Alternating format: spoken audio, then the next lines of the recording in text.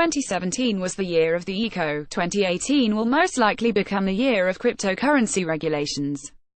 The first moves for a framework that will incorporate cryptocurrencies were made last year after financial regulators worldwide published statements on how they will treat initial coin offerings going forward.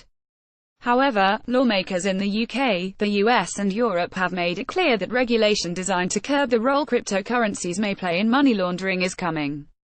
This has sparked fears of overzealous regulation hindering market growth and has contributed to the downward spiral of crypto prices so far this year. Nonetheless, the new, global cryptocurrency regulatory framework, set to be discussed at the upcoming G20 meeting, may not turn out so bad for investors after all. What have politicians been saying about crypto regulations? UK Prime Minister Theresa May has stated that she will look very seriously at cryptocurrencies in an interview with Bloomberg.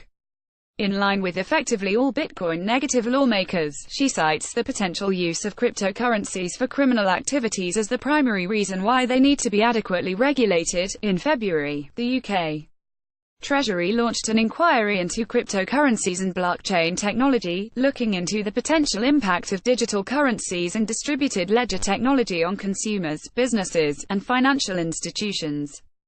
In addition, the inquiry will scrutinize regulatory responses from the Bank of England, the FCA, and the government to gauge how to balance regulation for adequate consumer without stifling technological innovation.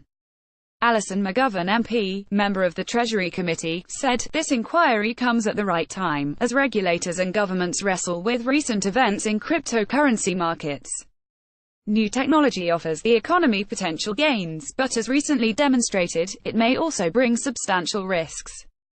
It is time that lawmakers understood cryptocurrency better, and thought more clearly about the policy environment for blockchain technology." In the US, a Senate hearing in early February heard testimony from CFTC Chairman Christopher Giancarlo, and SEC Chairman Jay Clayton on the potential and risk of cryptocurrencies as investments. The sentiment of the hearing was overall positive, with U.S. regulators primarily concerned about fraudulent ICOs rather than any potential threat posed by cryptocurrencies to the established financial system. "We owe it to this new generation to respect their enthusiasm for virtual currencies, with a thoughtful and balanced response, and not a dismissive one," Giancarlo said. Furthermore, both France and Germany have announced that they want to see clear regulations covering cryptocurrencies. "We will have a joint Franco-German analysis of the risks linked to Bitcoin regulation proposals, and these will be submitted as a joint proposal to our G20 counterparts at the G20 summit in Argentina in March," French Finance Minister Bruno Le Maire stated.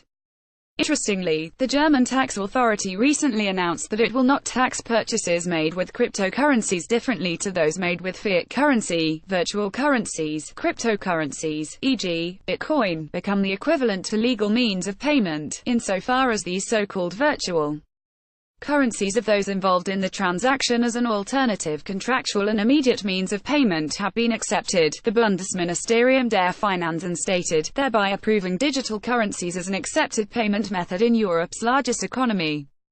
How will a global cryptocurrency framework affect valuations?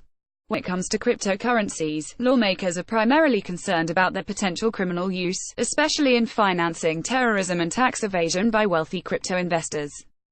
In contrast, however, politicians are most concerned about gaining and keeping favor with their voters.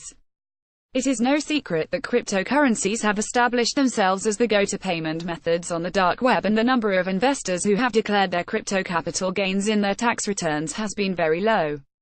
However, cryptocurrencies have gained substantial popularity among millennials, an age group that constitutes a large part of the voting population. Moreover, the blockchain startup sector has become a major source of jobs. That means it is highly unlikely that economies will go as far as to ban the use of cryptocurrencies in the blockchain. Instead, the likely result of a global regulatory framework will be that digital currency exchanges will be required to conduct extensive customer KYC checks, and that tax authorities will introduce cryptocurrency-specific capital gains tax rules. This is similar to the actions taken by South Korea and Japan. While cryptocurrency valuations may drop in the coming months as new legislation is introduced due to the initial uncertainty it may bring, in the medium to long term, a global regulatory framework for cryptocurrencies should prove to be price positive for digital assets. Common sense regulations will mean that digital assets have been accepted into the real world of recognized financial investments, which will in turn encourage everyday investors to enter the space. With Bitcoin already being considered a viable alternative investment, a regulatory framework for all cryptocurrencies could end up giving this new digital asset class the final push it needs to become mainstream.